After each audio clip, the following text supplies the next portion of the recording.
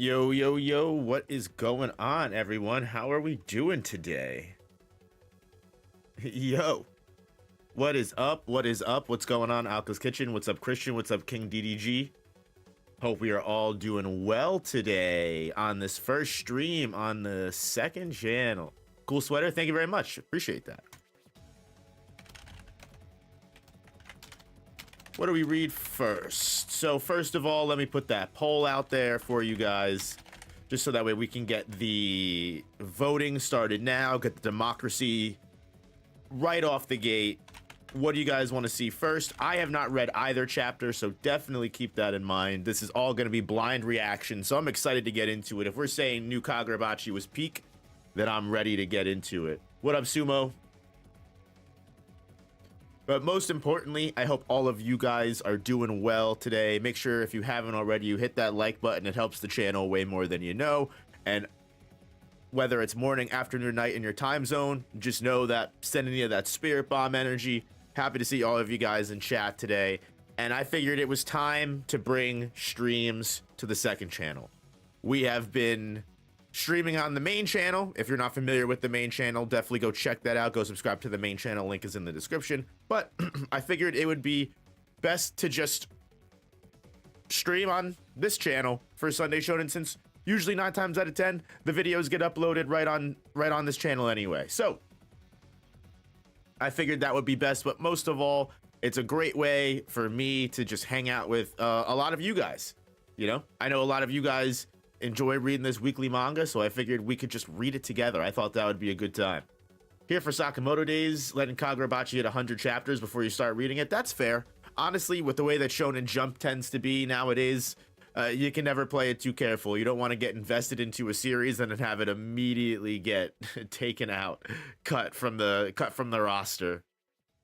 Has it been slow recently? Kagurabachi, low-key been manga. Yeah, honestly, Kagurabachi has been like making my weekly reading experience 10 times better. Sakamoto days has been interesting to say the least, but Kagurabachi has been great. I mean, I've been loving Sakamoto days still. I'm still excited to see where Sakamoto days goes.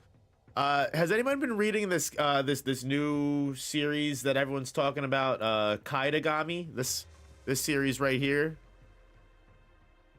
Seems like a decent amount of people are still reading it 5 chapters in. I don't know if that means anything, but I haven't taken a look at it at all. But I saw some people bringing it up when it first came out, and it seems like a good decent amount of people are still reading it. You know, compared to, you know, the Odani University 73,000, chapter 3 46,000, you know, chapter 6 73,000, Nice Prisons at chapter 13 and it's only at 21,000. Shinobi Undercover is 60,000.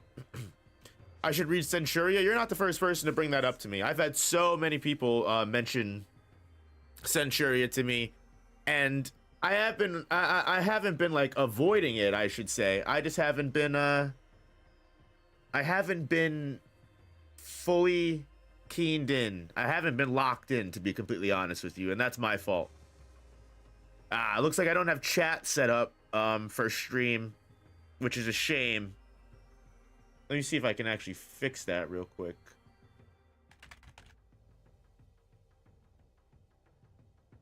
I just realized I'm probably still logged into the main channel.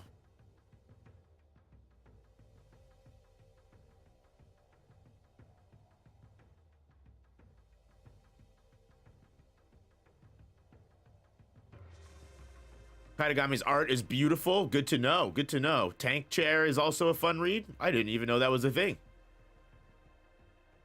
Berserk, but maybe wholesome a little. How good is Kill Blue? I don't know how good Kill Blue is, but people seem to really like it. I think it's just a different style of manga. Just a different kind of genre, you know?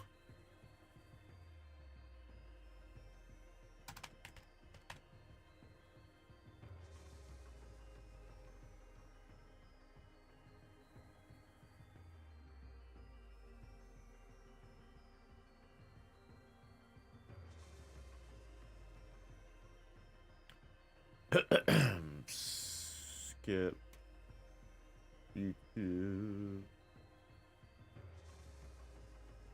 copy. And hold on, I think this should get chat to work.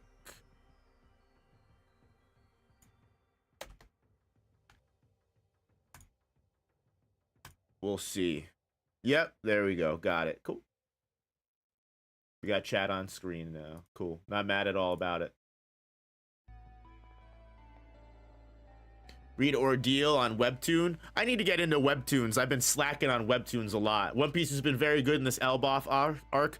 I need to get into One Piece too. I'm slacking on One Piece. I mean, it's been a very long time to slack on One Piece. I'm definitely a little behind, but yeah, no, I haven't read One Piece at all, which is crazy. Of all the big three, I've read Bleach and Naruto. Haven't read One Piece. Been kind of low on Sakamoto days because of all the BS last second saves. They're gonna be patient and judge it after the arc ends. Yeah, it's a little interesting. We'll see what Yuto Suzuki plans to do with it. I honestly couldn't begin to tell you what the heck he's gonna do to make this interesting. But maybe I'll check out Kaitagami. I don't know if Oter of the Flame is still doing as well. It's still got some decent viewers. I've been letting it build up. But anyway, y'all. The one only thing about these streams that kind of stinks is if you don't want to get spoiled, unfortunately, then while we're reading a series that you're not up to date on, you may have to dip out. It's a shame, but it is what it is. So it looks like out of 20 votes, we have Kagurabachi wanting to be read first, which that's what we're gonna go ahead and go for. I know some of us said we're only here for Sakamoto days, so I do apologize, but we will get to Sakamoto days later. I promise you. From all the new gen shonen series, which one do you think is the best? I'd say Chainsaw Man, but I've yet to read Kagurabachi. Chainsaw Man has been also on a slow, interesting ride as well. Honestly, Chainsaw Man is a little rough sometimes to cover, but it's just because of the slow pace. Only getting 14 to 15 pages a chapter just makes the series go by a lot slower. And in my honest opinion, I feel like in a full binge read, Chainsaw Man is better than weekly, because weekly fatigue hits. Honestly, weekly fatigue does hit with Chainsaw Man with how slow the pace is sometimes. But it's a good story. I would definitely personally say that Kagurabachi still kills it.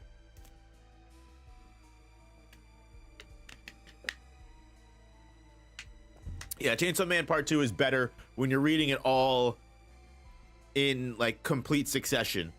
As weekly, it's a little rough. But that's just the slow burn style of storytelling. So, if you guys are not familiar, I will let you know, due to obvious, copyright reasons, I cannot stream the entire chapter to you guys.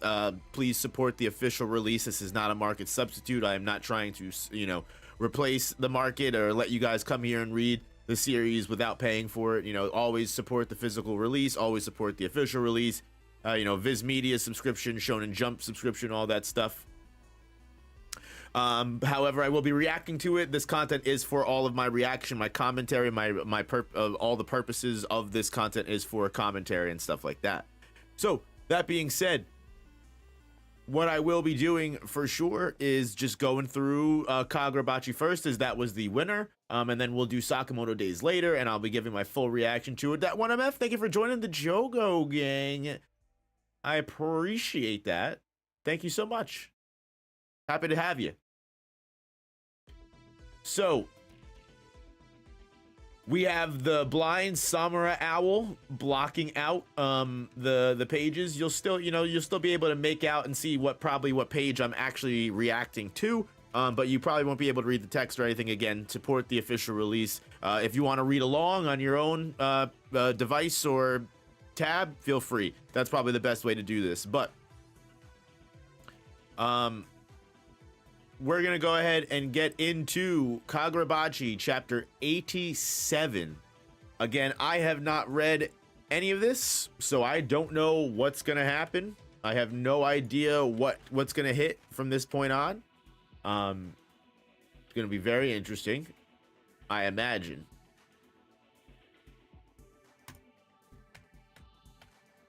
And we're just waiting. Manga Plus, honestly, if I had to be honest, is probably one of the most annoying websites to use. Does anyone else have issues with Manga Plus just, you know, working when it wants to? Especially when the new chapter is fresh out. Sometimes it's just, it takes forever to load. That might just be me.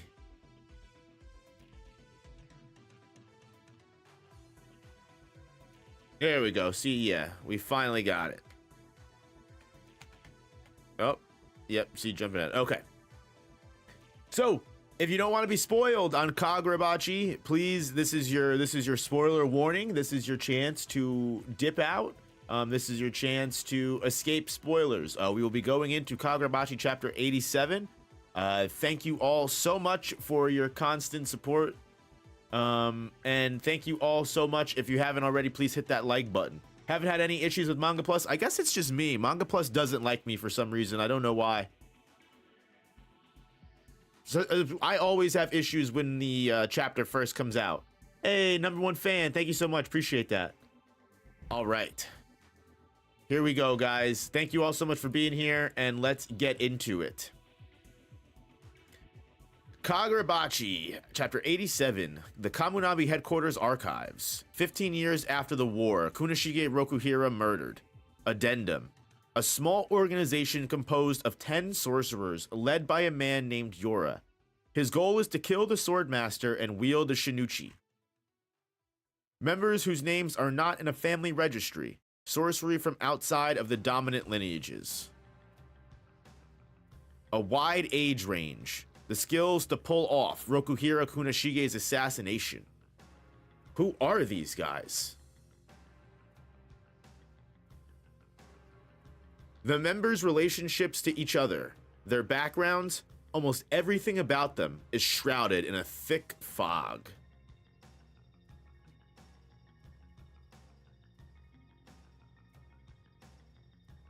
Chapter 87, Phantoms. Kamunabi Headquarters, Underground Level 1 Threat Elimination Grounds. Oh, damn, fucking samurai guy got pieced up by Azami. Got slammed into the ground. Holy crap.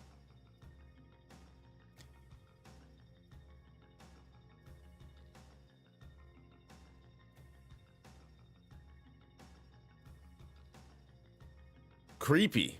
Something feels off. 3 enemies have entered. The other 4 have yet to be. They still haven't come. They can't get down below without passing through here. Don't tell me. Again? Again? Kamunabi Headquarters Underground Level 5. You know when a good guy gets an off-screen, shit's about to go down? It's the Hashaku. Those scumbags. All they do is use pawns. They avoid taking on any risks themselves. They wear the enemy down and swoop in at the end. Not again. Bastards. Kamunabi Headquarters outside threat elimination grounds. Oh, these guys are just chilling. Oh, damn, these are the other 4 Hashaku members. Holy crap. The reveal. What a... Bro's got the craziest hairdo I have ever seen in my life. Holy moly. Holy mackerel. The sideburns, the top bang. Oh. Who did that to you, bro? We've seen this guy before, and we haven't seen either of them. These are new. What's wrong? Nervous? Huh? You yawned. That's proof you're nervous. Oh, lonely. I'm not the only one yawning. He's actually just sleepy, right? Huh? Yeah. Oh, it's Yora. He's nervous. So what if he's nervous? I'm not nervous. So are most of them just kids? Damn, that's very interesting.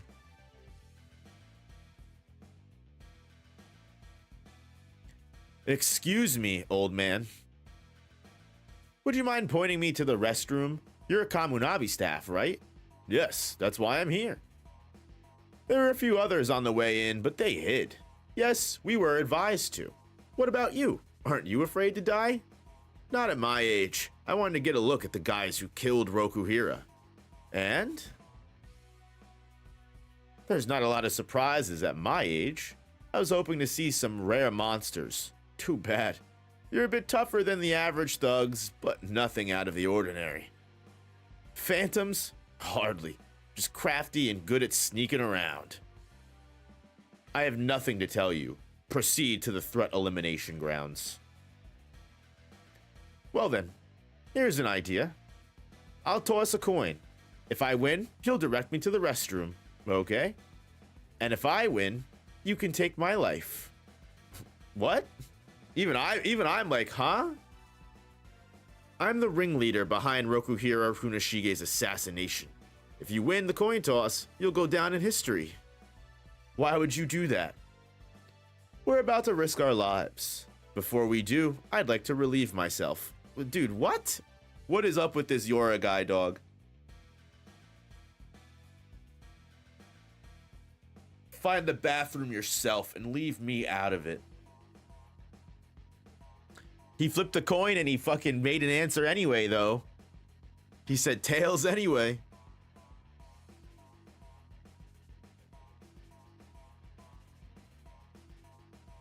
Was it heads or tails? I don't know what the fucking coin looked like. I can't tell if it was heads or tails.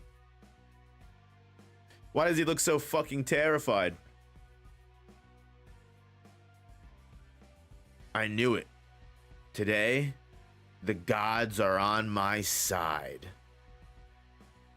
Nah, the black eyes, bro. The Yora Sword Saint fucking theories are going crazy right now. What is going on?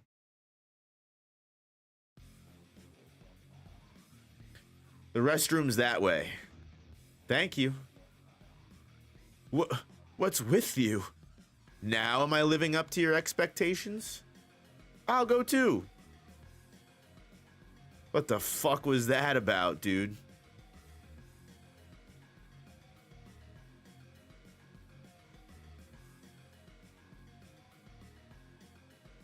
Dang, I can't go. What a fucking panel. Nervous? You don't get nervous, do you, Yora? Sure I do, especially today. We might die after all, but I don't hate it. Nervousness precedes victory. Besides, there's nothing to worry about. You're the strongest fighter in the Hishaku. Yeah? The inside's intact. There's confusion, but even with all this, I can only create the tiniest opening. There's no time to pick and choose our coordinates. We might end up face to face with an enemy. And I got unsubscribed somehow, so I couldn't talk. Well, this is the second channel that won MF, so definitely keep that in mind. That might be what it is. That might be what it is.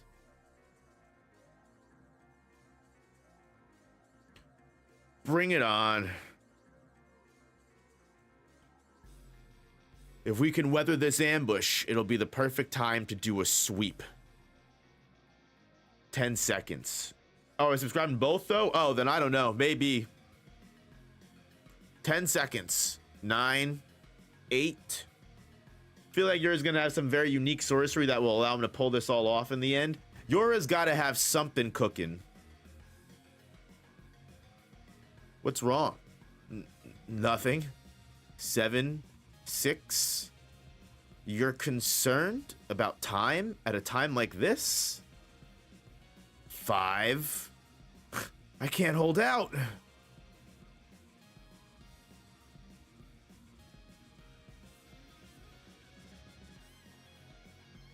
Oh, was he a traitor?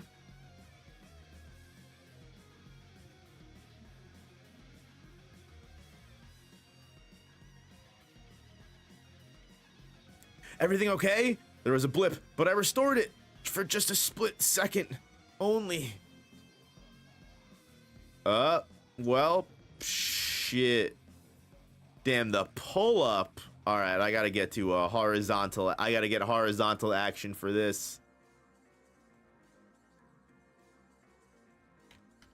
The squad pull-up is crazy.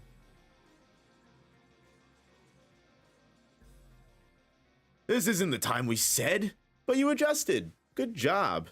Yeah, well, we'll have to pick up the pace. Poof. Is the poll for what are you watching next on this channel or on the main one? The poll? Oh, you mean the members poll? The members poll for that's manga, so that's yeah, so that's the members only streams are for the main channel.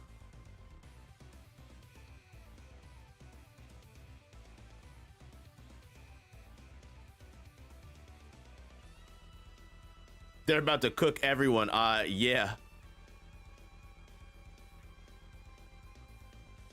That emblem, it's the Hishaku. With this many? It's okay. I'm armed this time. Normally, there's only one kind of spirit energy in a person's body. If you seal an eternal contract with an enchanted blade, the price you pay is losing your original sorcery. With your eternal contract broken, your whole nervous system is trying to regenerate after being distorted for 18 years. It's been close to 20 years, but I can help. It's finally my turn. Aw shit. Aruha's original sorcery.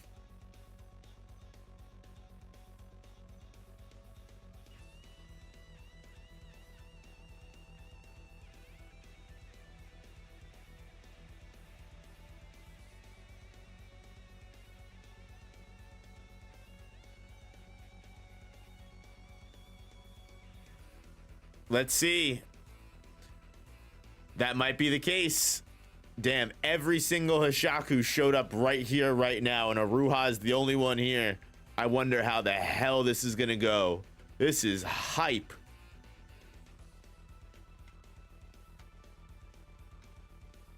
Is that Madao from Gintama in the thumbnail? Yes, I think so. This was a pretty decent chat. This sets up the Kamunabi fucking... the rest of the Kamunabi very well. My question is, what's up with this guy?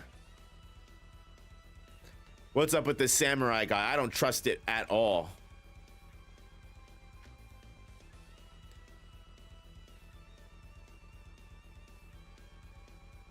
And they all look like a bunch of fucking kids, man. I wonder if the Hishaku accounted for Aruha being alive still. Plus, don't forget Chihiro and the others are coming back too. Yeah, that's a really good point. What up, Yami? How we doing? Yeah, my first thought was he's getting back up. Oh, this samurai dude's definitely getting back up. Without a doubt, he's definitely getting back up.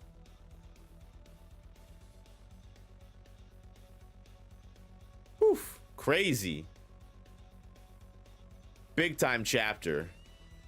For sure. All right, as per usual.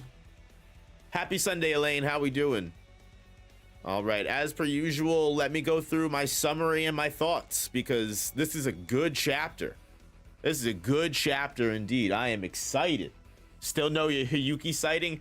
Well, Hiyuki and Shiba are protecting the other enchanted blade wielders, right? So just very, very unfortunate timing. Both of those characters are outside the bounds of this happening. So they might have gotten the same kind of warning and notification that the Masumi did, but it might take them longer. Hiyuki not pulling up is bad writing. I mean, it just depends. You have to remember that, like, Samura is one of the only people that's able to instantly teleport. So the other two characters are completely, like, not anywhere near the headquarters at the time. By the time they do pull up, the raid might already be over. So that's definitely important to remember. They did already give a reason as to why Hiyuki and Shiba aren't present. Now, Shiba has teleportation, so Shiba can, like, make a quick teleportation to, you know, Hiyuki and then teleport, you know, him and Hiyuki back into the headquarters, but it just depends. We know Shiba's always fucking late as hell, so Shiba's always late. Shiba's always late.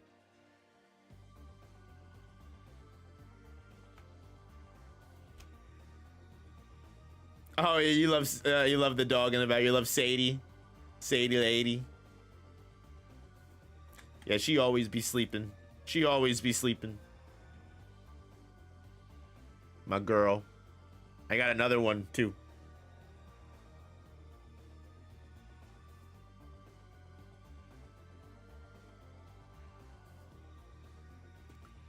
She's a little bit further back though. She hides behind me. Camera shy.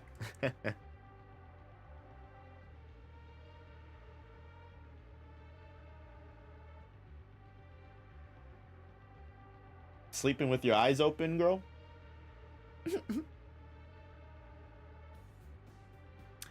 Got the doggos. The doggos love the Kagurabachi indeed. All right. I may miss chat, so keep that in mind.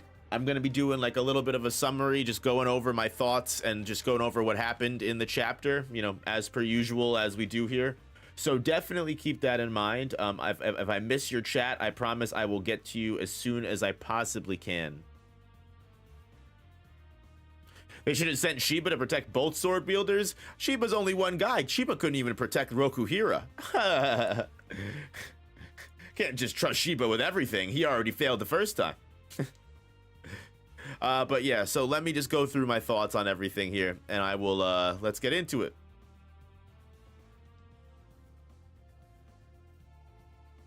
He can teleport? Yeah, but I don't think he's just fucking, he can just warp and handle two, like if they were to invade two temples at the same time, I don't think his teleport, I don't think Shiba's built like that.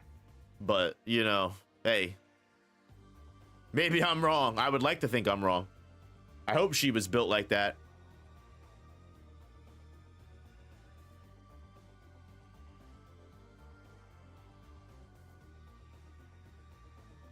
After the long-awaited reveal that we have finally got that the Hishaku, all the remaining members, I believe, are sitting in front of us. And we get a small little scene here that honestly is like the correct interpretation of how most people probably felt seeing the rest of the Kamunabi members. We hear so much about these sorcerers, these high-level enemies that there's nothing known about them. They have no family registry. They have no histories. Yet they were able to do the unthinkable and kill the smith of the enchanted blades. And through this old man, we are literally able to see like the genuine reaction that like any of us would probably have, that I had reading this chapter, because you look at all of these, for lack of a better term, mostly children, right? I mean, the one guy with the crazy messed up hairdo, I don't know, he must have pissed his barber off that day. I don't know what's been going on. Hopefully he's trying to heal that, if that is his actual style. I feel bad. But anyway, without roasting this guy too hard, mostly children. He seems like he might be a teenager, an older, younger adult, but most of these other people seem like teenagers. And the old man says this as Yora pulls up and is like, hey, show me the restroom. He's like, yeah, you know what? Everyone else hid, but I wanted to see the people that killed Rokuhira. And honestly, I'm disappointed. You guys look like a bunch of lowly thugs. I was expecting to see rare, insanely legendary monsters. And he basically calls them out and says, you know what? You guys have been revered as phantoms. Nothing. You guys are just crafty. And I don't know exactly what happens in this moment. Whether this has to do with Yora's sorcery, whether this has to do with some kind of darkness that resides within him, the secret that honestly a lot of people have been theorizing, and I even theorized last chapter with the fact that we know the Sword Saint is also familiar with whatever is going on. It seems like there are specific things going on in a time frame. We have a very clear-cut moment last chapter of the Sword Saint realizing that it's almost time to do things. And even the subtle remark that the Magatsumi voice, the word and only word that the Sword Saint has uttered in over a decade, was at a specific 3:47 p.m. timing, almost as if the Hishaku have been following everything to a T, potentially some kind of schedule. And we even see it here right before they infiltrate the rest of the Hashaku members into the depths of Kamunabi headquarters, the person that we saw with Hirohiko in the very beginning of the Swordbearer assassination arc seems to be drawing a seal, some kind of hole in the barrier of the Kamunabi. And there was a traitor in the midst of all of the people maintaining the barrier. And he was maintaining a blip for a very specific time. Unfortunately, I mean, for him, he gets caught by one of the higher ups in the Kamunabi and they're able to repair the blip, but everything but the Hashaku are able to catch on to this, adapt, and still make their way inside. And this is where things get weird. Because if the Sword Saint is on a timetable, just like all of the other Hashaku members are, this moment where Yora flips his coin for the old man and says, hey, if I hit tails, you can kill me. If I hit heads, you'll show me the restroom. Once that coin hits and it falls to heads instead of the old man's tails, the old man is shocked. He feels this oppressive, disgusting aura as we kind of look into some kind of ritual or spiritual site, potentially the inner chambers of the Sword Saint, because we see Yora's eyes, his blackened, dark-hued eyes, as he says that the gods are on his side. Listen, I don't want to theorize too crazy, but if Yora and the Sword Saint are connected to some degree, this is pretty much the biggest clear-cut proof that we could ever get.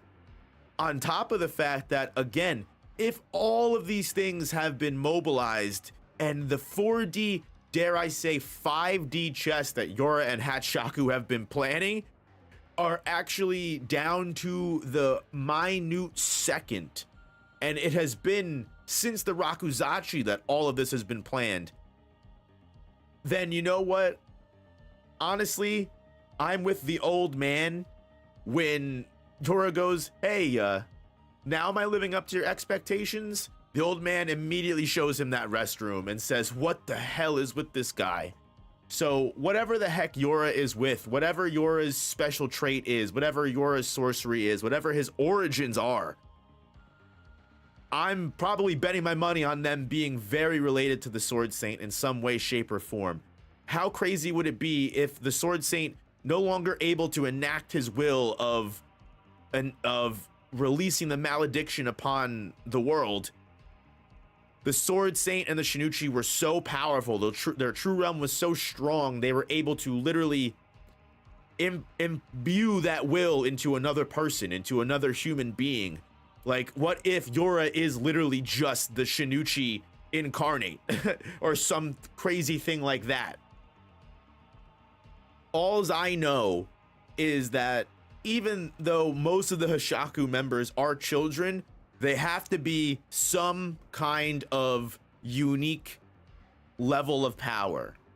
As we even see earlier on, Azami deals a finishing blow, in quotation marks, to the samurai Hashaku member that was the first to enter the threat elimination grounds.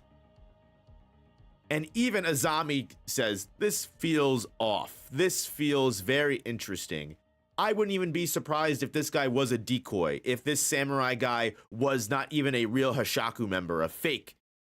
Or if, as a lot of people have also mentioned, that this guy is just going to literally get right back up and we are going to see an even greater battle between Azami and the samurai guy, because there is something going on with all of these Hashaku members. If some of them are this young, yet they're able to present a problem to the government of this level.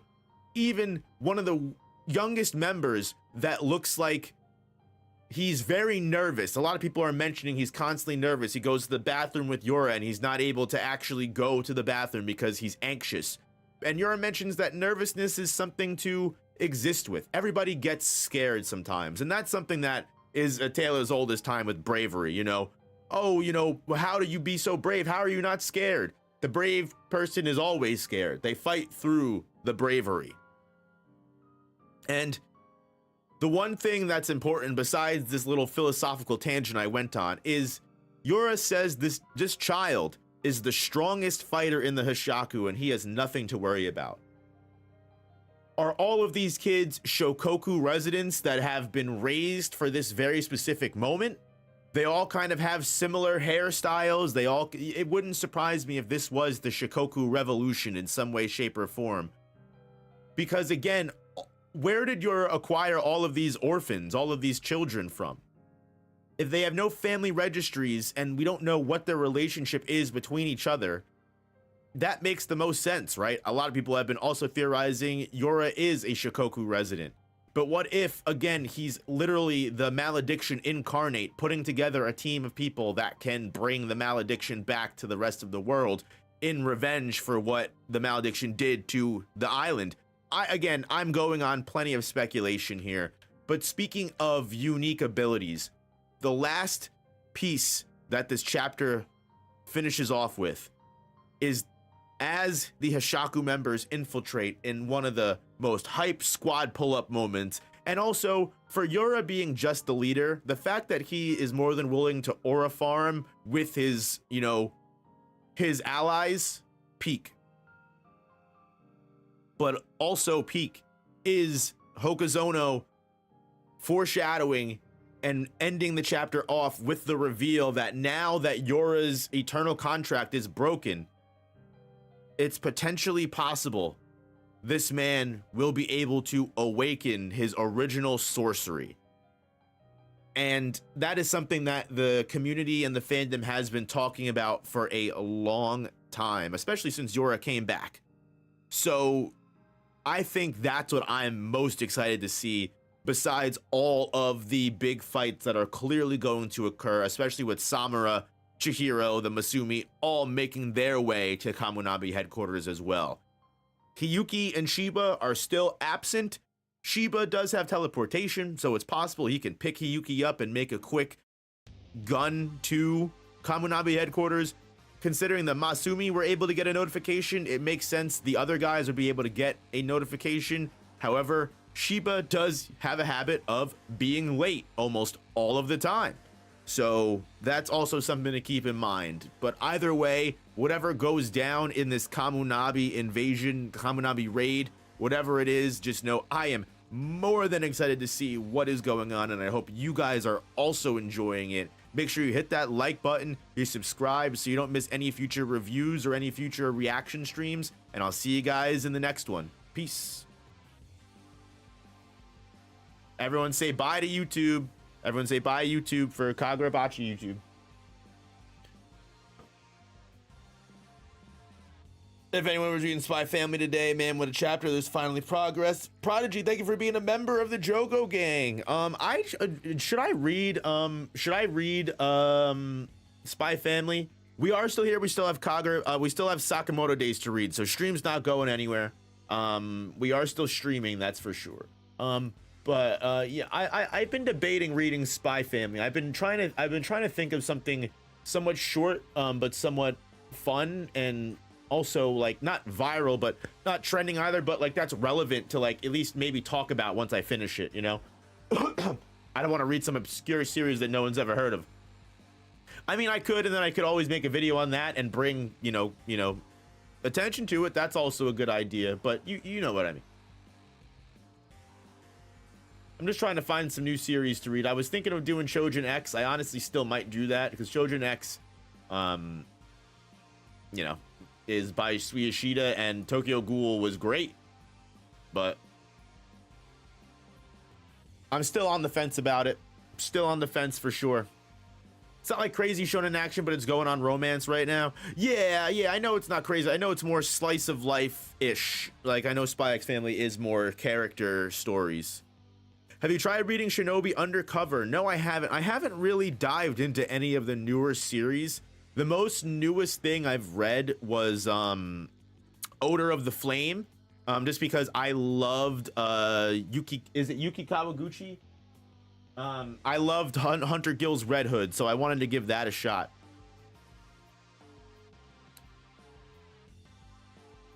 I know I've had a lot of people recommend Centuria to me. Oh, fun thing too. For people, I don't know if anybody reads Gachi Akuta here, but we will be covering Gachi Akuta on the channel going forward. I believe we are going to start Gachi Akuta coverage this Tuesday.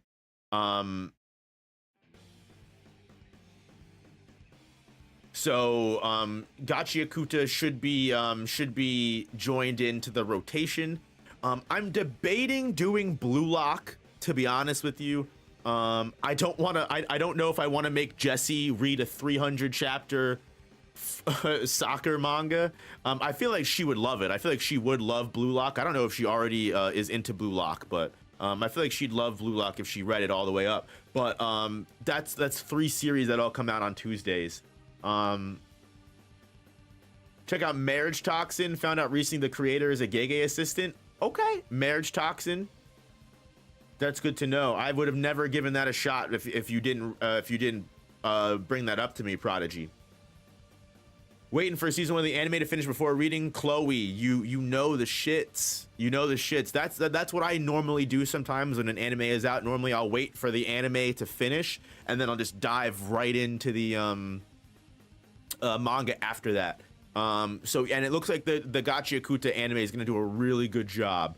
But yeah, I love Gachi Akuta. I read that and I was, you know, like when you're reading something, you're catching up to something, and then you hit the mark where you're all the way caught up and you're like, fuck, dog. I do not want to like, I want to keep reading. I don't want to wait a week for this new chapter to come out, you know? The last arc that I think finished right before where I got to was so fun.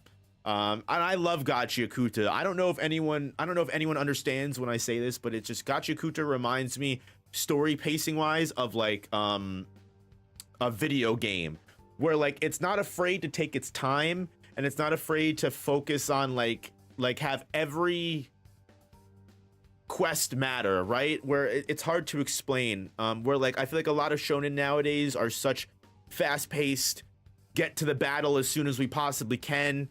You know, we're gonna breeze through the character moments and character interactions. It's still good, it still gives time to build characters, but like we push past that for the fighting, right? Whereas like Gachi Akuta is more willing to breathe, and I love that. And I love series like it reminds me of Black Clover, where like Black Clover, not so much anymore, but since in its most recent run, but like Black Clover is not afraid to let every story arc and every side character breathe. Like Black Clover, I don't care what anybody says, Black Clover has the best side cast in like most modern shonen. I could not tell you another manga for all the flaws that Black Clover has. I don't want to make it sound like Black Clover is 10 out of 10, but for all the flaws that Black Clover has, the one thing you cannot say about it is that almost every single character is a fully fleshed out character that you not only completely understand their motivations, who they are as a person, and why they do what they do, but also Black Clover isn't afraid to let side characters get highlight moments. The fact that one of the, not to spoil anything, but the fact that Black Clover was willing to let one of its main bads get taken down by a side character. If you know what I'm talking about, then like I said, I don't want to spoil when that happens and who that fight is between, but if you know what I'm talking about, genuinely speaking, like, and for it to be impactful and for me to jump up from my chair and scream at the top of my lungs, enjoy that a side character just took out a main villain, like that's mwah, like that's beautiful right there. Like again, whatever flaws you want to say for Black Clover, like that is something that like you can never take away from that series. Every character in that series gets its due, and like that's also a big reason why I love Bleach. I think Black Clover honestly does it a little more, makes the characters more intimately close, but Bleach also has a really great cast where like every character, like you fully understand who this character is, what their motivations are. I love series like that. But yeah, I can't wait to see that animated either, Antonio. The fact that they are finally bringing Black Clover back as an anime makes me beyond hyped. Beyond hyped.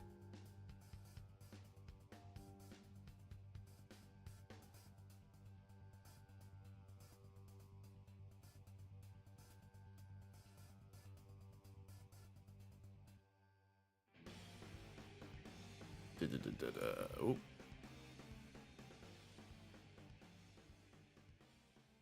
I don't think anything critical is in it. It's in stream. It's in streamer mode, so it shouldn't send anything.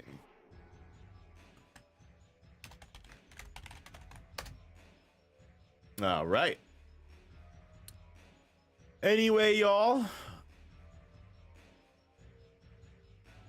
do we have any,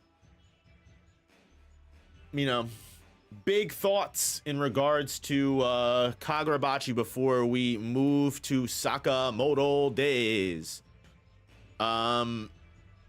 Hit the like button if you haven't already, by the way, especially if you are not caught up and you are on your way out.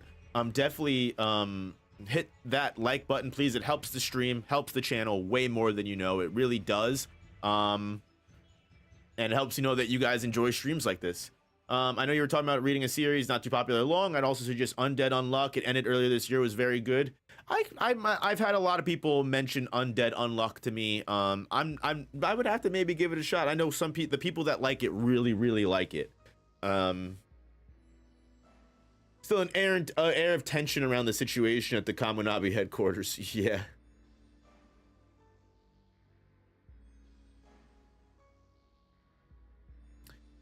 But it could just be PTSD from JJK Chainsaw Man stuff. I think I have to say, like, I don't know if Samura will survive. He's just too powerful. Kaiju number 8 ended this week. Yes, I'm going to actually, so I know this is so freaking annoying. I'm gonna do a stream on Kaiju number 8. I'm gonna do a stream on Kaiju number 8. No, I'll fuck it. I'll do it on this. I'll do it on this channel without a doubt. I'll do it on this channel. But yeah, I want to do a stream on Kaiju number 8 because I love that series. And I think it was just as long as it needed to be. While I can understand why people think the ending might have been like, the ending just kind of came out of nowhere. I definitely want to look into that. I definitely want to go into Kaiju, but I loved it. I think it ended perfectly fine. Yeah, genuinely. I like I said, I'll get more of my thoughts out when I do the Kaiju number 8 stream, but I don't think I think with series like that, like, there really wasn't anywhere else for the series to go. Like, yeah, you could argue, oh, we could have fought more kaiju, we could have explored the origin of kaiju, which we kind of did a little bit.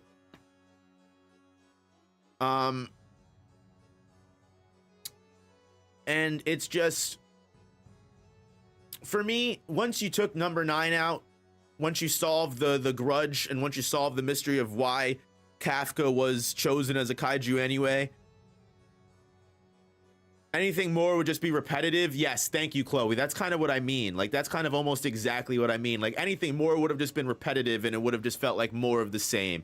Like, would it have been nice to have seen the characters go on for longer? 110%. I liked a lot of the characters, but I think the overall story is kind of done, The world is just the same. I mean, yeah. I mean, I can see why a lot of people would be upset just because the kaiju threat didn't change. Like, there is, like, nothing really mattered. Like, kaiju are still around.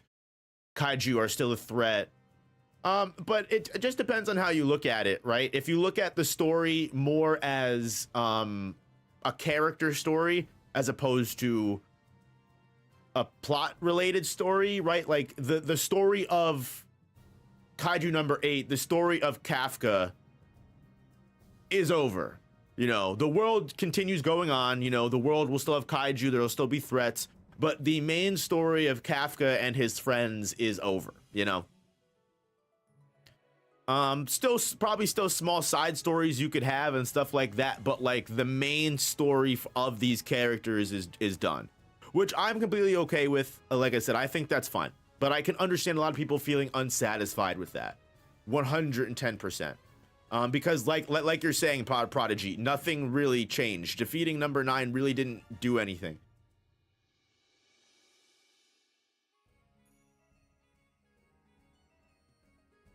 That 1MF is that's actually a really good comparison. Devil May Cry never deals with the threat of the underworld for good. But they handle the big bad and then, you know, they call it a day. That's kind of a good point. Like I said, it just depends. It depends on what kind of story you were expecting out of Kaiju number 8. I would never be mad at someone for saying that they thought it was the ending was unsatisfied, or they wish it went for longer. I would never say that's a wrong opinion to have. That completely makes absolute sense to me. Again, it just completely depends on what your expectations were, and also what you're willing to accept. It's subjective, yes, very subjective, 110%. As most stories are. Who's my favorite character in Kaiju number 8? Dude, you know what? Probably either Kikaru or Hoshina. Kikaru or Hoshina for sure.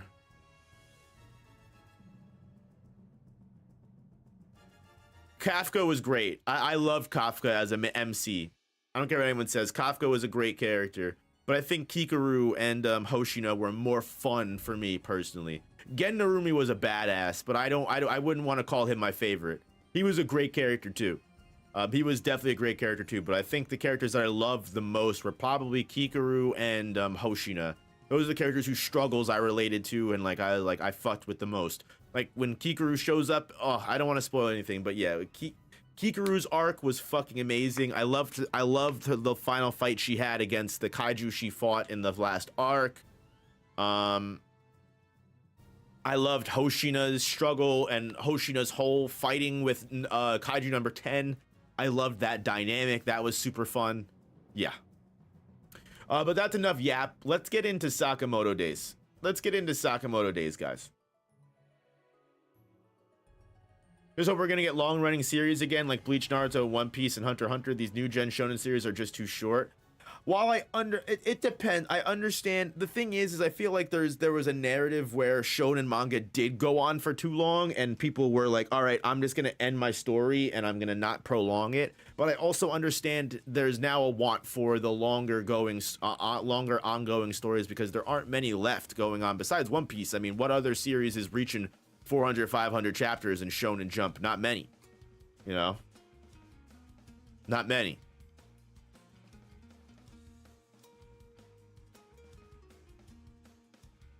Who's the guy with the swords who's basically Ichimaru Gin, but he's a good... That's Hoshina. That's Hoshina Soshiro. Love Hoshina. That's my boy. The blade is me type shit.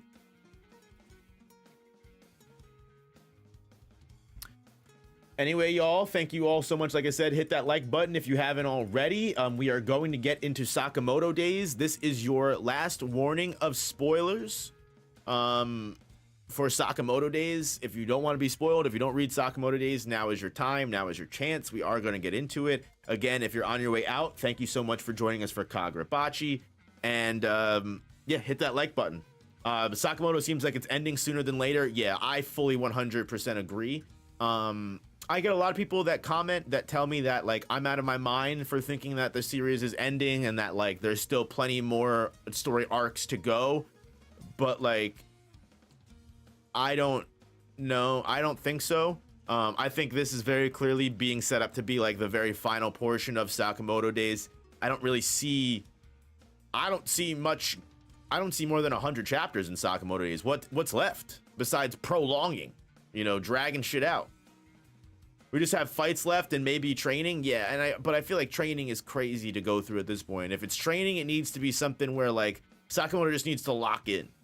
Everyone's done their training arc now, you know. Sakamoto at this point just needs to lock in. He needs to awaken that full potential and move and make moves. You know what I mean? But anyway, let's go, guys. Let's get into it. Sakamoto Days 222, the battle begins.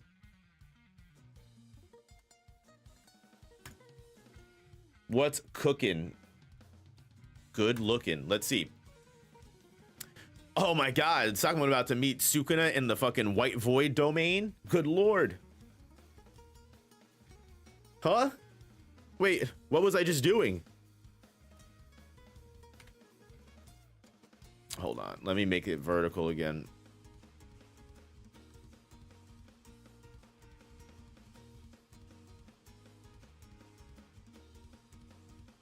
Yo, a cow. Oh shit. The homie. Damn, this is literally Sakamoto's Gojo moment, dog. It reminds me of Gojo seeing Geto after he died. Literally, this is his. Ah, shit. Did I just fucking die, bro? No way. Except Sakamoto's gonna wake up. One of the reasons the big three happened in longer form anime was thing back in the day was because of the limitations of the medium when it comes to animation, which needed to compete for a spot in TV and stuff. True. I'd love if Suzuki expanded upon the assassin world. Seems like we don't know much about it. I completely agree.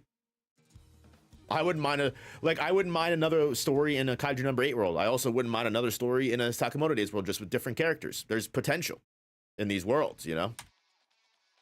Major potential in these worlds.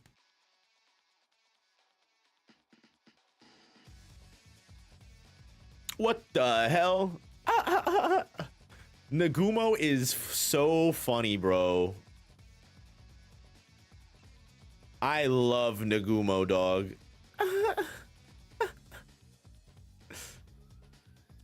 Oki fucking ordering a drink and Nagumo just grabs it. He goes, "Oh, you ordered some fucking ass."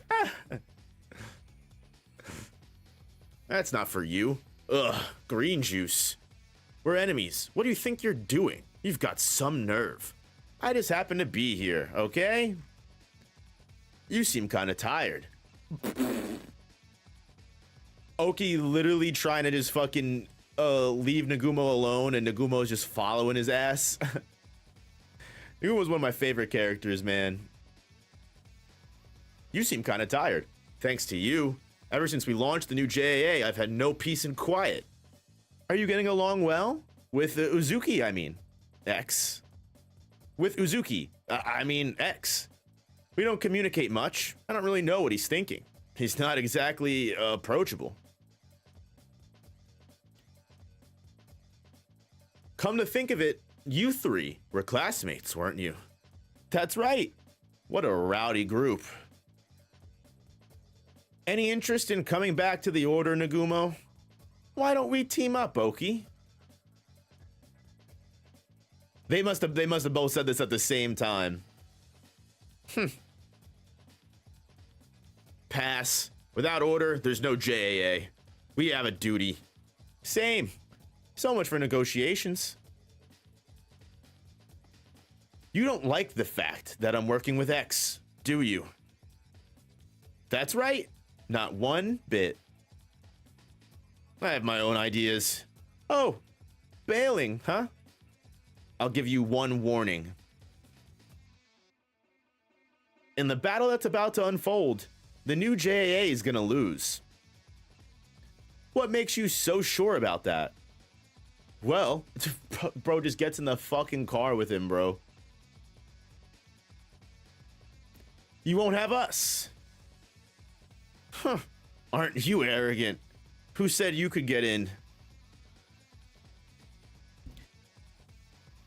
The first time I met you two, I wondered why Yotsumura brought on board such a pair of insolent punks. Nagumo, I'd hoped that one day you'd lead the Order. Wow, the sauce, man. Nagumo really is the number one. There's no way it's Shishiba. Nagumo's the number one. Undeniable. Just drive off the fucking cliff.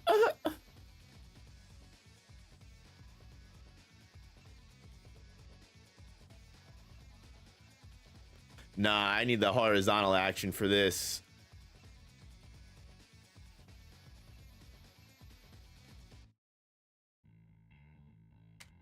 I hate when Manga Plus does this. There we go. Let's go. The hands immediately being thrown.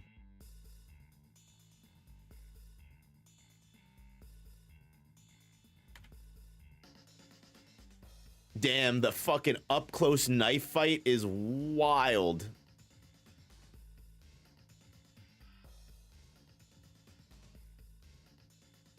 Just fucking slashing at each other's fucking faces and shit. Damn, he stabbed him through the hand, dog. Yikes. Holy mackerel.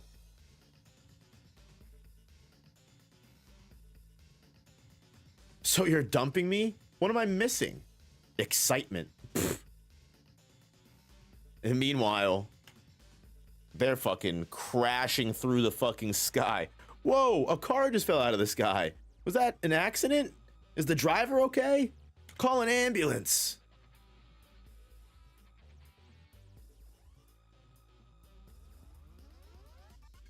Oh, what the fuck? Already in the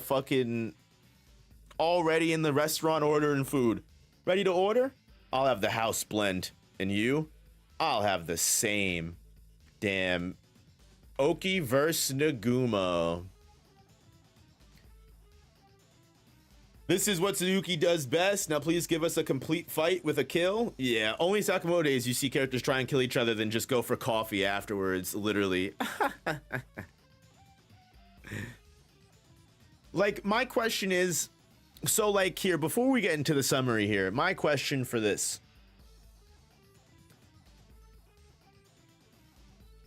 I feel like this fight might be a sad one. This fight here. Why did... This is gonna sound mean. Why did we do the whole aquarium stuff? Why couldn't we have just gone right to this fight? Right? Like, why couldn't we have just gone right from Shishiba and Osaragi defecting to like Shin's plan? Azuki shows up to like fight Shin, and then we time cut to this fight. Let's just completely cut those like 8 chapters out of the picture and rethink this. Why do we have to have every main villain show up in the aquarium? Why do we need to do that? I feel like this is like, again, like Nagumo leaving to get the idea of this fight was probably not ready, so they stalled. I hate that. I hate when that happens, man. This is just like, this is what I kind of mean, you know, like 10 out of 10 manga without those chapters. I'm fine with everything. And the thing is, and what I've noticed a lot is like when I give criticism about like stuff like this is like people will be like, I'll get comments like, oh, you know, like the series isn't over yet. Like we don't know like what the payoff will be. Like when I mention Sakamoto's weird like fight with Torres and how that was supposed to train him up and he was supposed to learn and train and he had the whole housekeeping house husband speciality. Could that come back? Yes. Does that seem like a basically a aimless, pointless set of chapters between the exhibition and the prison arc? Yes, without a doubt. 110%. They needed to sideline Saka Daddy, but wasn't he already sidelined? I guess he needed to have this. I guess he needed to have this big awakened moment with a cow after being like completely like after having his near-death experience. But yeah, I don't know, man. He was already sidelined. Yes. Suzuki says he doesn't plan this stuff. Those chapters had some good ideas, just poorly executed. Yeah. Suzuki says he doesn't plan this stuff. Yeah. Suzuki definitely improvises to a degree. He definitely improvises to a degree. Good moments later on don't excuse Shin and Sakamoto surviving so many deadly moments with bullshit. Yeah, no, 100. That's really what it is. But no, I love Sakamoto still. I love like this is like everyone is saying, this is when Suzuki is at his peak. Like moments like chapters like this. Last chapter was a good chapter with Shishiba and Nagumo fucking having like the dialogue while they're killing everybody. Those are good moments. And Andre, you said it best, where like my issue isn't the tunnel effect, my issue isn't Shin, you know, restarting Sakamoto's heart. My issue is with why did we even create the scenarios in the first place that needed this to happen, and also why were they all happening right after the other? Those chapters all felt like ass pull after ass pull after ass pull, and I hate saying ass pull, I hate using that word, but that's what it meant. It's just like that was full improvisation. Like, it's the same way with how the exhibition arc ended. Like, it's almost as if like the exhibition arc was meant to be like a big final arc almost, right? Like, the exhibition arc was meant to be some big impactful final arc with maybe like the final fight coming after it. And then like they were like, whoa, you can't end the series now. You still have so much more to do. And then that's why the exhibition arc ended super fucking weird. And then we have now prolonged the, you know, the series, which again, I'm not mad at. I don't think the series should have ended at the exhibition arc, but that arc ended super fucking weird. And that's where a lot of these weird story beats started happening at the end of the exhibition arc, when we ended that exhibition super weirdly. I'll be honest, the Bangkok arc was probably the first weird arc of the series where I was like, why did we go through all of that just to meet up with Uzuki, find out he had a double personality, and then we went back to the status quo. Hyo and Kumanomi was a great fight, but yeah, Bangkok was one of the first weird out of place arcs, and then yeah, the end of the exhibition arc was like Suzuki that's when it's like the steam started running out. But anyway, I still love Sakamoto Days. I'll always love Sakamoto Days because we get chapters like this. Amongst the weird story beats, there's great action between awesome characters. What are my thoughts on the Don episodes? Don recent episodes have been fucking amazing. Have been absolutely amazing. I'm upset I didn't go to see those episodes in theaters because wow, did they kill the choreography of Evil Eye versus Okarun. They made Evil Eye's blue lock kicks and everything look super cool. They killed it.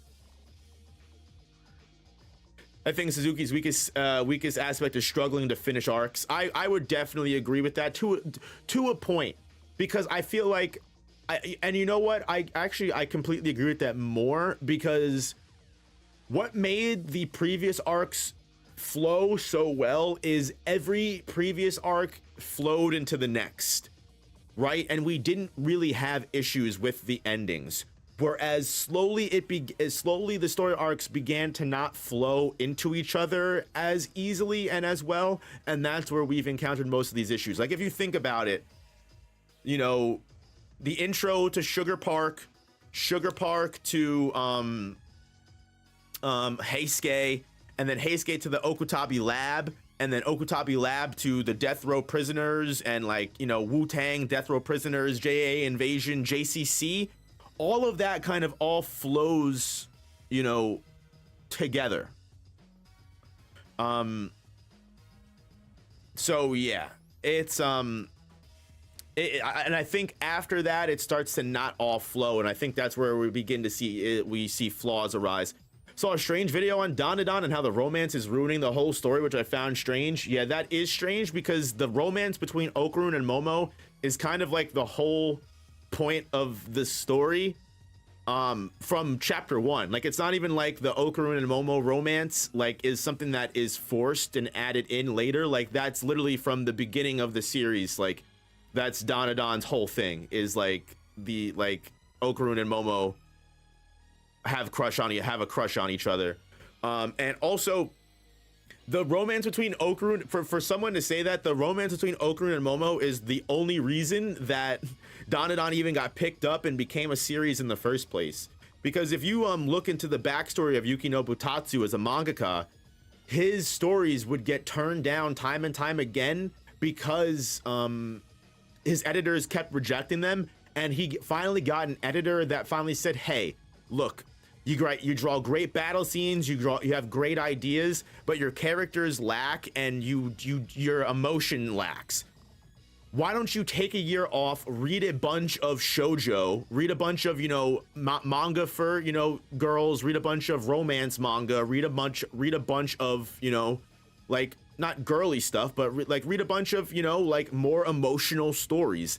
And after that time of researching shoujo and researching, you know, romance novels and everything like that, we got Dandadan, and Dandadan got published and got and like, you know, got picked up because of the romance. The video is called Dandadan Needed to Kill the Romance. We could watch it. Unfortunately, I don't have time to extend stream after Sakamoto Days. I do have to do the Sakamoto summary. Well, how long is it? I have to walk the doggos by like 2, so I started stream a little bit late today. That's my fault. Normally, what I want to do for the future is I want to have like a good 30 minutes to an hour after we read the series to kind of have like community time. I want to bring back like Reddit reactions and like you laugh, you lose, and just like kind of chit chat. I don't want to just do the reactions. I want to have some community time. It's just today's the first stream, and I'm sorry, I kind of stink. But I promise I'll be better later. Why Dandadan Needed to Kill the Romance. 16 minutes by Shonen Oiji. I feel like I've seen him make decent videos before. This is an interesting take. Okay. I like I said, I've seen him on my recommended plenty of times. I've never seen like a controversial opinion from him before, so that's interesting. But I've also never really, no offense, I've never watched. I don't think I've watched any of his stuff, so I don't. Maybe I just didn't realize. But I interesting. I don't understand. What do you mean kill the romance? Yeah, I don't know.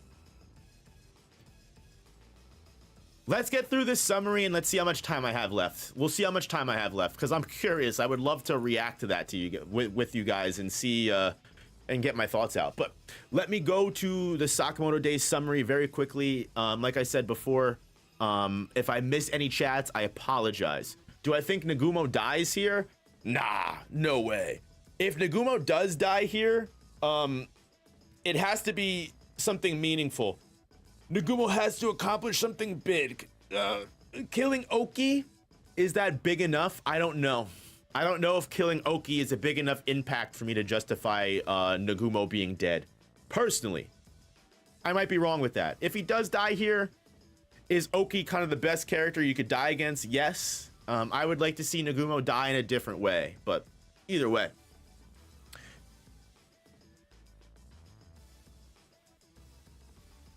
All right, let's get into this summary, y'all. Thank you all so much. As per usual, if I miss any chats, I'm sorry. Hit that like button if you haven't already, and we'll get back to the stream once I finish the summary.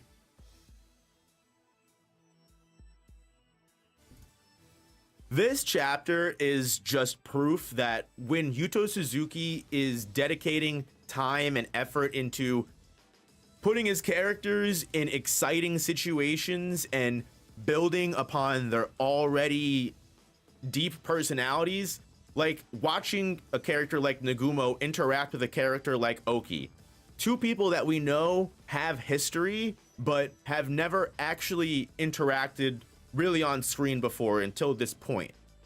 The way that Suzuki is able to make these characters feel like old coworkers, make it feel like an employee who is hanging out with the boss that used to let them off the hook every once in a while, because through this interaction between Nagumo and Oki, their relationship is given so much context in so little time. And honestly, I'll say it time and time again for the people that say like shonen is all just fights, it's all just fight scenes. Yuto Suzuki is a master of adding so much context, clarity, and just character dynamics into his fight scenes.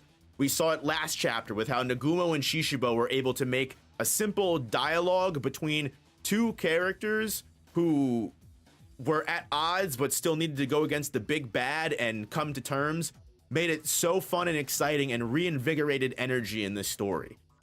You really see how quickly the community and how quickly the fandom changes tone on Sakamoto Days the moment action begins again. And it really sheds light on why sometimes moments like the aquarium arc can just feel like a stall or feel like a pause on what we love about Sakamoto Days. It's not that Sakamoto Days has never had all of that stuff in the story before. It's that the series is strongest when we're watching moments like this unfold, watching a character like Nagumo, who is so cheeky, so bold, and just so willing to annoy anyone. But you also see a side to Oki that we've never seen before. This soft side, this almost strict dad that has their favorite child that, while still trying to appear strict, lets them get away with stuff. Because again, if any other character, if any other X-Order member was to just pull up to Oki like this, grab a drink that Oki just bought from the vending machine, continually walk with Oki and talk about how, I don't agree with what you're doing, I'm on the opposite side of you, we should join, we should join sides, and then they both disagree, you can kind of almost make out how similar these two characters are. And again, I can't praise Suzuki enough for when he does stuff like this. The way that Nagumo and Oki both ask each other to join the other side at the same time, and how they both completely disagree and say, you know what, hey, I have to do what I have to do. The way that Nagumo just gets in the car with Oki, and Oki drops the biggest bomb of all, after again calling Nagumo arrogant, after Nagumo says, hey, I'm gonna give you a warning, you're gonna lose this fight if you continue on with this. You don't have me, you don't have Shishiba, you don't have Osaragi. We are your star players. You will not win without us. And of course, as we've seen with Oki right at the end of the prison arc, Oki is confident in his own abilities. He was willing to fight Kendaka, he was willing to fight Yotsumura. And in despite of all of this, with Oki not understanding Nagumo's personality, with Oki not understanding why someone like Yotsumura would risk recruiting two insolent brats like Sakamoto and Nagumo, Oki does lower the guard for a moment and admit, hey, honestly, there was a moment that I had hoped you would lead the order and take my place. And that kind of recognition of not only Nagumo being the best suited person in the order to lead it, but also probably one of its strongest members to date, with his ability to take down Gaku, his ability to not be threatened by people like Shishiba. There's a reason why Nagumo has been absent for so long from these critical events, and that's because he is one of the strongest characters in the series, and we have gotten confirmation of this from Oki. The fact that Nagumo, Shishiba, and Osaragi set off to say that, hey, based off the chapter name, they are all going to start their 1v1s after this. Almost like as a perfect parallel to the death row prisoner arc that's going on in the anime right now. Nagumo, Shishiba, and Osaragi are most likely, potentially me theorizing, are all going to get their own dynamic fights after this against their own people. Osaragi will probably fight Kumanomi, as that has been set up, and Shishiba will most likely be fighting Gozu. And I've got to say, this is what we should have gotten after Shin destroyed the gun plan. Having everyone show up at the aquarium, having Nagumo be absent simply for finding some kind of information. Imagine if this fight was a flashback and this is what Nagumo was doing while he was getting information, and it would explain why someone like Oki was absent from the aquarium arc. Stuff like that. And it shows that, like, there are ways that the story can make sense. And Suzuki has all of the great pieces in play, and sometimes it's just not executed well. But we love Sakamoto Days because how it can go from low to high in just a single chapter. And even though we don't get too much out of this fight between Oki and Nagumo, we do see that they're relatively close in power level, as Oki, kind of foreshadowed earlier. These two characters, despite being in a close quarter situation right next to each other in the driver passenger seat of a car, in a knife fight, they're both able to cause serious damage to each other, stab each other, slash each other. And as the car tumbles down and explodes in perfect Sakamoto Days fashion, both Oki and Nagumo are able to escape the exploding car and enter the restaurant as everyone from behind the window was watching the car fly off and explode. They're ordering their next meal as hopefully the battle continues next chapter. And this isn't Oki giving up and saying, you know what? Yep. Give me some coffee. You know what, Nagumo, you're right. I can't fight you. I am hoping that this is the string and gauntlet of 1v1s that we deserve for what may potentially be the final battle between Sakamoto's gang and Uzuki's gang. Because I know a lot of people are in my comments telling me all the time that this series still has plenty of chapters to go and we still have plenty of story arcs to go through. I think just with the way that Nagumo and Oki have been set up and how Uzuki is not continuing his plans of world domination or whatever you want to call his plans until he actually kills Sakamoto, this seems like the final battle to me, without a doubt. This seems like a huge final battle to me.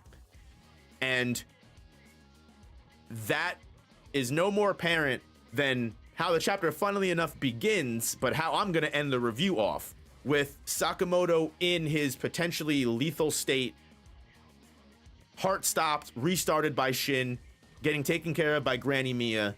He enters the void, a white blanket domain expansion, like Sukuna and Jogo if you're a Jujutsu Kaisen fan. And in this void, he meets Rion. He meets a cow. And in this stasis of limbo, of between life and death, Sakamoto finally has a chance to talk with the girl that inadvertently started this whole journey. We know from the beginning that the whole reason Rion refused to let go and release her personality from Uzuki was because she wanted Sakamoto to stop him. The whole reason that Sakamoto got that bounty put on him in the first place was because Rion knew the only person that could stop Uzuki from his plan was Sakamoto. So Sakamoto can't tap out yet. Sakamoto needs to awaken his full potential. Every other character on his team, Shin, Heisuke, even the recent additions of Kendaka, Yotsumura, the Order members, everyone has been fighting at their 110%, except our main character. And I think this pep talk that Rion is going to give him will be exactly what he needs to succeed.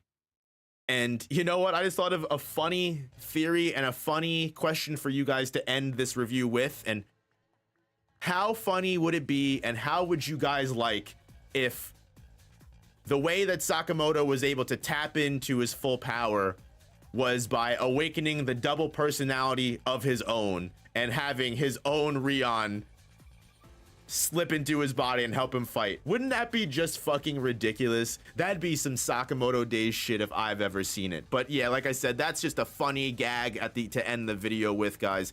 I hope you enjoyed this chapter review. I hope you enjoyed this chapter and you're excited to see what the rest of Sakamoto Days has to offer, especially knowing that we're getting into some of these big final battles here. But I'll see you guys next week, y'all. Thank you so much for watching. Hit that like button, subscribe, catch the streams every Sunday if you can, and I'll see you guys next time. Peace. All right, guys, that is the review settled and done. So now we're just kind of chilling. Now we're just kind of hanging out.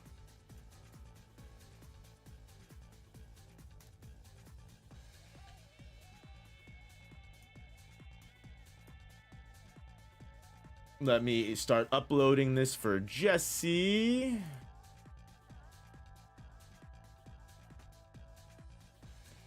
And let me check on chat. How we doing, chat? So what do you think? Which chapter was better, Kagurabachi or Sakamoto Days?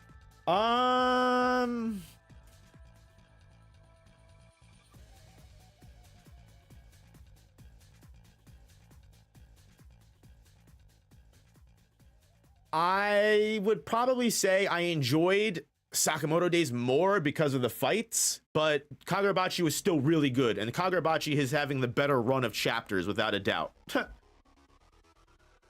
without a doubt having the better run of chapters. Because Sakamoto Days is still recovering. Still recovering. But I think, but the last 2 chapters have been on a come up for sure. The last 2 chapters have been on a big come up, without a doubt.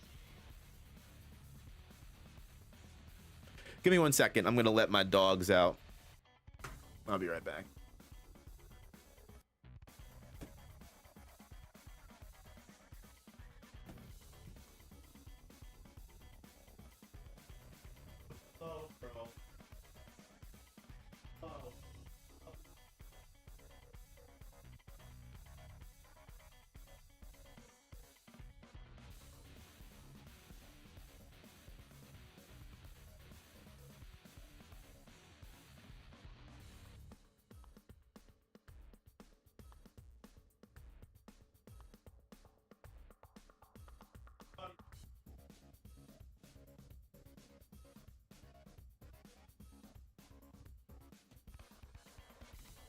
All right, y'all. Unfortunately, I do not have time to watch that Don to Don video.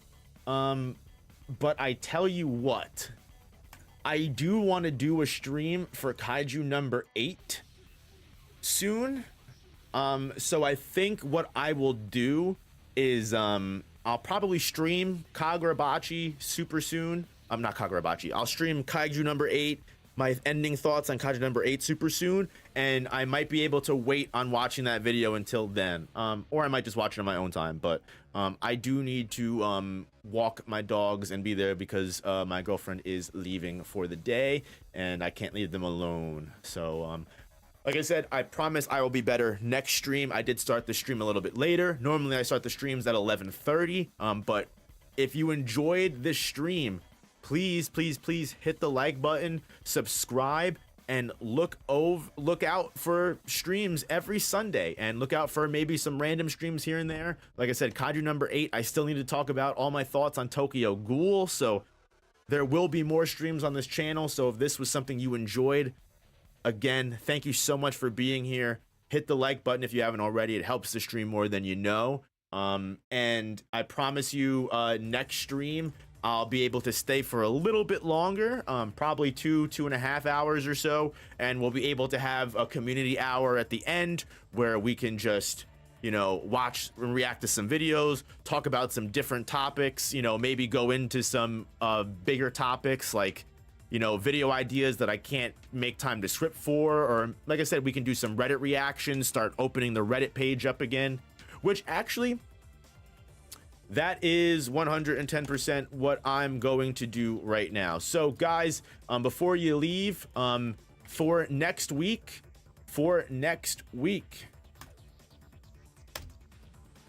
go to the Reddit, that's the Reddit for the community, and make a post, and I will react to it next week. This next week's theme is going to be